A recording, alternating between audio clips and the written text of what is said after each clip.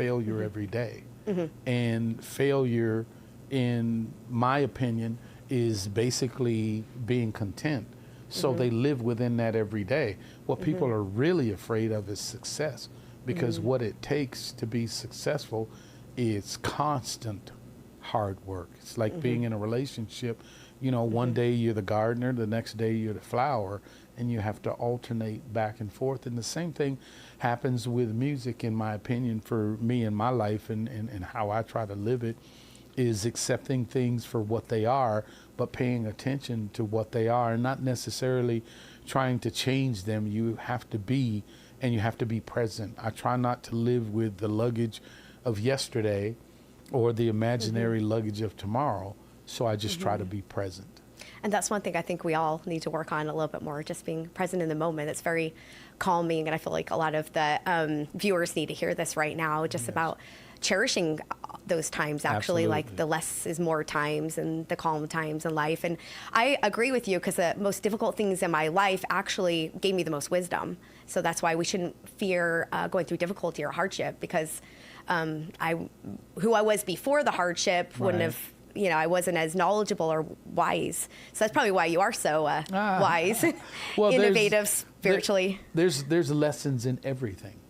Every single thing on our way here, just watching traffic and how people respond to changing lanes. There's lessons in every single thing. And my dad once told me, son, all red flags are not red. You know what I mean? So basically, all warnings aren't screaming at you that it's a warning. I get what you're saying. You know, so it's basically just paying attention, to your surroundings, and being able to capitalize on that, and being able to use that, because, we're here to tell a story. We're here to help one another, and to be able to help, you got to be able to listen. And if you don't listen, you can't help, because you're too busy with yourself. Yeah. I'm learning so much from you. You're way more progressed than I am. Even as a behavioral therapist in my education, you're on a whole different level. Yeah, I can learn so much from you.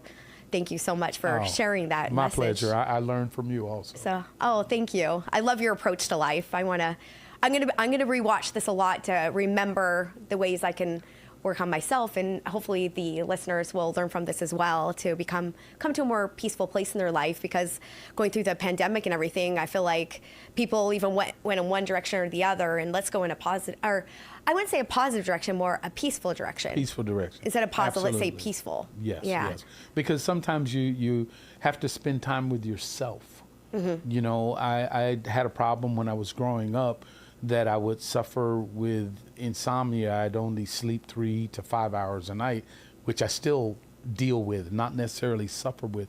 And I asked my dad, why do I wake up 3, 4 o'clock in the morning? My dad said, son,